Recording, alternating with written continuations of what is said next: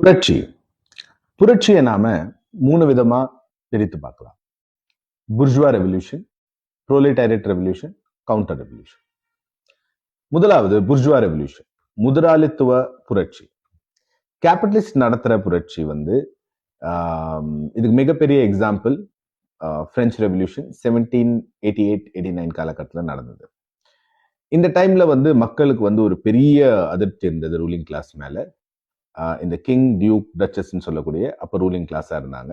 அவங்க ஆட்சியை வேரோட இருக்கிறதுக்காக அப்போ மிடில் கிளாஸா இருந்த கேபிட்டலிஸ்ட், இண்டஸ்ட்ரியலைசேஷன்ல இருந்து வளர்ந்த இவங்க கேபிட்டலிஸ்ட் வந்து தன்னை ரூலிங் கிளாஸா மாத்திக்கிறதுக்காக நடத்தின புரட்சி தான் பிரெஞ்சு ரெவல்யூஷன். இதுல இருந்து தான் ரிப்பப்ளிக் ஆஃப் பிரெஞ்சு உருவாகுது. லிபர்ட்டி, ஈக்குவாலிட்டி, ஃப்ரெட்டர்னிட்டி போன்ற வேல்யூஸ், பேசிக் டெமோக்ராட்டிக் வேல்யூஸ் வந்து உருவாகுது. And foundations of democracies we can say. அந்த பிரெஞ்சு ரிப்பப்ளிக் அசம்பிளில தான் left, right, centre political terminologies வந்து உருவாகுது. ரிக்ரெசிவ் ஐடியல்ஸ் அண்ட் பிரின்சிபல்ஸை ஒழிச்சு புதிய உலகத்தை உருவாக்கணும்னு சொல்றவங்க இடது பக்கம் லெஃப்ட் சைட்ல உட்காந்துருக்காங்க.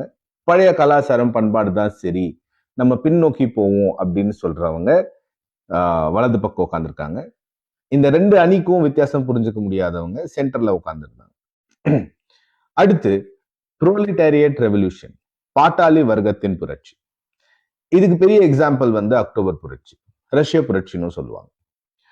பாட்டாளி வர்க்கம் உருவாக்குன முதல் நாடு பிளட்லெஸ் கூப், ஒரு சொட்டு ரத்தம் கூட சிந்தாம நடத்தின புரட்சி தான் அக்டோபர் புரட்சி.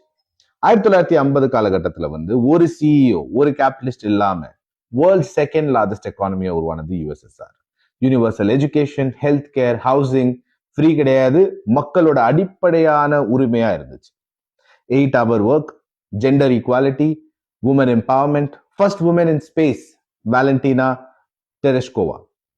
இப்படி பாட்டாளி வர்க்கத்துக்கான முதல் நாடு வளர்ந்து வர்றத பிடிக்காம வைத்தெரிச்சல்ல இந்த யுஎஸ்எஸ்ஆர், சோவியத் ரஷ்யாவை டிஸ்மேண்டில் பண்ண கேபிட்டலிஸ்டிக் ஃபோர்ஸஸ் கொண்டு வந்த கான்செப்ட் தான் கவுண்டர் ரெவல்யூஷன். மூணாவது டைப் கவுண்டர் ரெவல்யூஷன், ஃபண்டமெண்டலிசம் அப்படின்னு சொல்லுவாங்க. மதம் சார்ந்த வெறித்தனம்.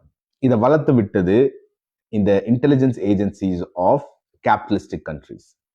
இவங்க ஃபண்ட் பண்ணி வளர்த்தோம் அப்படின்னு இவங்களே ஒத்துக்கிறாங்க. சிஐ வந்து அதோட டீக்ளாசிஃபைட் டாக்குமெண்ட்ஸ்ல நாங்க எவ்வளவோ லாட்டின் அமெரிக்கன் கண்ட்ரீஸ்ல வந்து நாங்க இந்த மாதிரி கூப் நடத்தியிருக்கோம், ஆட்சி மாற்றம் பண்ணியிருக்கோம், வெளிப்படையா ஒத்துக்கிறாங்க. இப்ப இந்தியாவுக்கு வரும்.